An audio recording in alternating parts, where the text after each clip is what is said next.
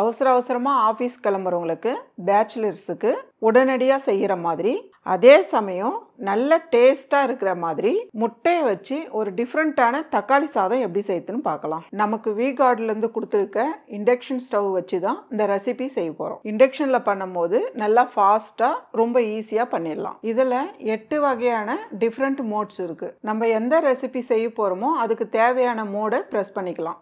இப்போ ஒரு பேனில் 2 டீஸ்பூன் அளவுக்கு எண்ணெய் சேர்த்துடலாம்.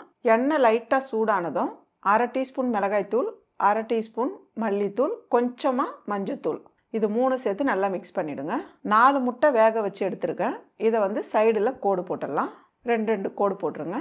கோடு போட்டு இந்த முட்டை சேர்த்துடலாம். எல்லா முட்டையும் இதே போல் கோடு போட்டு சேர்த்துக்குங்க. சேர்த்துட்டு இதை அப்படியே கலந்து விட்டுருங்க.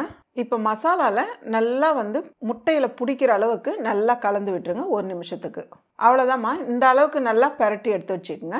இப்போ ஒரு குக்கர் வச்சுக்கலாம். குக்கர் சூடானதும் 1 டேபிள் ஸ்பூன் நெய் சேர்த்துடலாம். கூடவே 2 டேபிள் ஸ்பூன் அளவுக்கு எண்ணெய் சேர்த்துடலாம். கொஞ்சமாக ஜீரகம், 3 கிராம்பு, 1 ஏலக்காய் சேர்த்துடலாம். 3 பெரிய வெங்காயம் நீளமாக கட் பண்ணியிருக்கேன், இதையும் சேர்த்துக்கலாம். வெங்காயம் சேர்த்துட்டு ஃபஸ்ட்டு நல்லா வதக்கிடுங்கம்மா.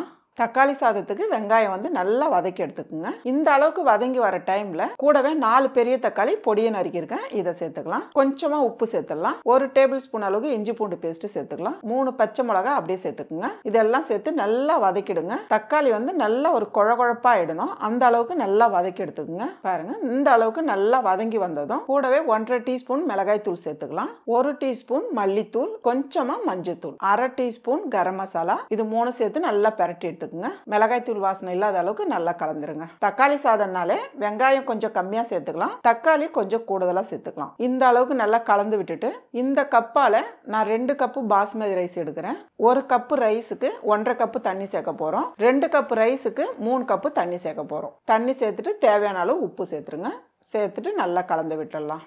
இந்த அளவுக்கு கலந்து விட்டுட்டு எந்த கப்பில் தண்ணி எடுத்துருக்கோமோ அதே கப்பில் 2 கப்பு பாஸ்மதி ரைஸ் எடுத்து நல்லா கழுவிட்டு ஒரு 10 நிமிஷம் ஊற வச்சுருக்கேன். இப்போ நம்ம அரிசி சேர்த்துக்கலாம். அரிசி தண்ணி வடிகட்டி சேர்த்துக்குங்க. அரிசி சேர்த்துட்டு ஒரு முறை நல்லா கலந்து விட்டுருங்க.